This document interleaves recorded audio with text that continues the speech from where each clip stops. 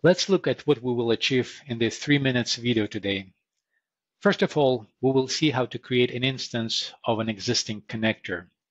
Secondly, we will see how to test your new connector instance.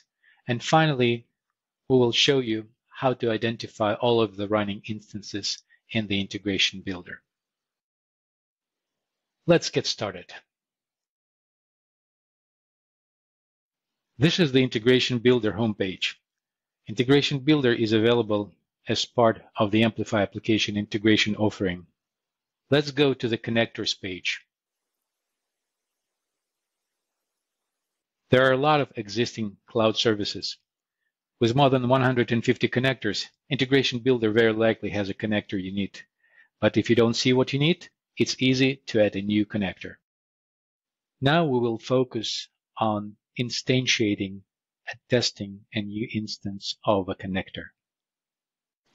We are on the connectors page, and we have our custom connector called article search.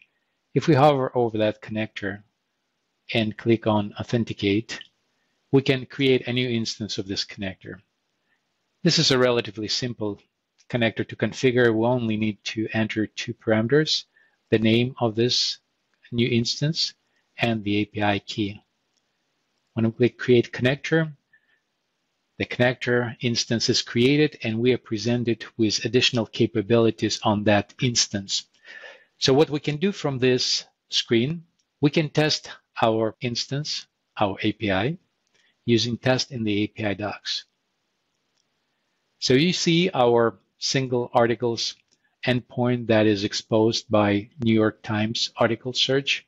If we click on that endpoint and we click Try it out, we have very few parameters that we have to enter. So one of the most useful parameters here is we need to enter a search string for our article search. Thus this string or this parameter is called query. So we click in the text field and we type climate as the search string and we click execute. Integration Builder sends a request to New York Times article search and comes back with a response. And this is our response data that's coming from New York articles. And as you can see, there are a number of entries with the articles, links, and some of the additional information.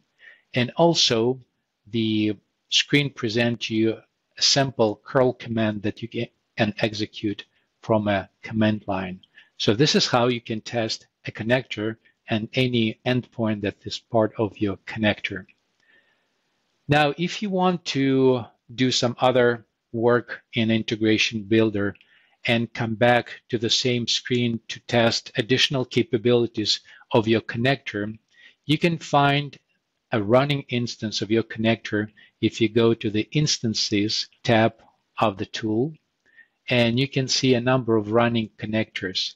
And this is our article search called New York Search instance, and we can click on API docs.